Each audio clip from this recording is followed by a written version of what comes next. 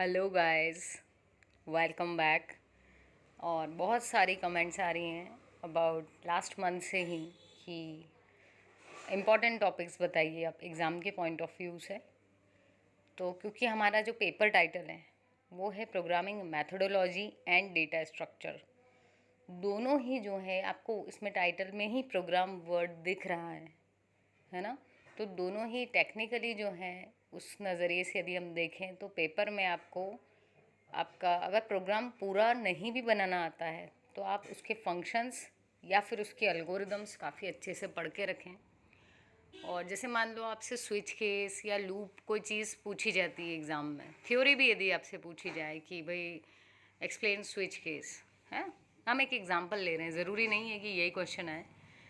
तो यदि इस तरीके से भी क्वेश्चन आ रहा है तो आप सबसे पहले उसकी डेफिनेशंस जो भी है वो बता देंगे, एंड देन आप उसका सिंटैक्स ज़रूर बताएं, क्योंकि अगेन आपका जो पेपर टाइटल है वो है प्रोग्रामिंग मैथडोलॉजी। तो प्रोग्राम वर्ड जहाँ पर भी आ गया तो आपको बहुत अच्छे बेहतर मार्क्स यदि गेन करने हैं तो ये ज़रूरी है कि आप उसमें सिंटैक्स ज़रूर लिखें। ठीक है, यदि इफ़ एल्स पूछा है या कुछ भी पूछा है तो आप उसका सिंटैक्स ज़रूर से बता दो, और ये बता दो, उसको एक्सप्लेन कर दो कि भैया स्विच केस है तो केस 1 कब एग्जीक्यूट होगा, 2 कब एग्जीक्यूट होगा, डिफ़ॉल्ट क्या होता है, ठीक है, ब्रेक क्यों लगाते हैं, ये थोड़ी चीज़ है। क्योंकि कई बार रट्टा मारने की ज़रूरत नहीं पड़ती है, चीज़ों को आसानी से समझ कर भी हम जब लिख के आते हैं तो आपको अच्छे मार्क्स मिलते हैं।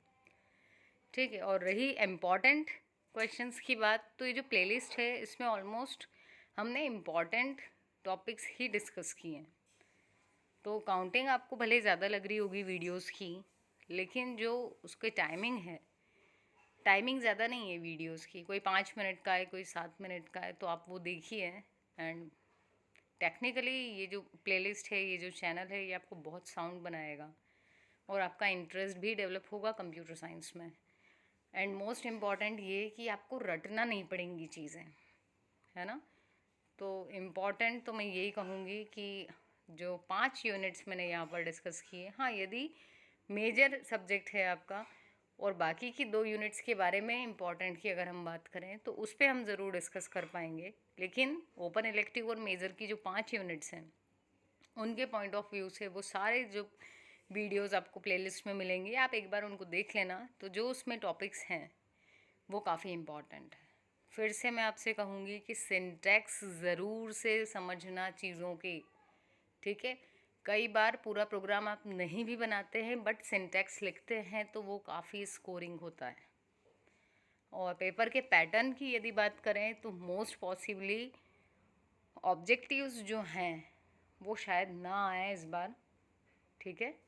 तो आप अच्छे से पढ़ें, काफ़ी अच्छे से। और क्योंकि उसमें ये भी है कि ज़रूरी नहीं है कि यूनिट्स जो हैं उसमें जो क्वेश्चंस हैं वो यूनिट वाइज ही आएंगे, रैंडमली भी आ सकते हैं।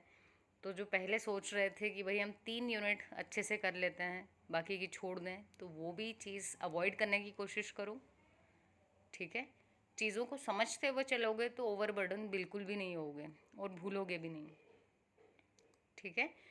तो मैक्सिमम जितना आपको आप कवर कर सकते हैं उतना करें, एक पर्टिकुलर 2 या 3 यूनिट का टारगेट बिल्कुल मत रखो, ठीक है गाइस। एंड आई होप, मुझे पूरा भरोसा है कि आप लोग काफ़ी मेहनत कर रहे हैं, पेपर तो अच्छा जाना ही है आपका, ठीक है। और इसी तरह से आप लोग अपना स्नेह बनाए रखना चैनल के लिए भी। Thank you so much guys, keep watching, मिलते हैं अपनी नेक्स्ट वीडियो में।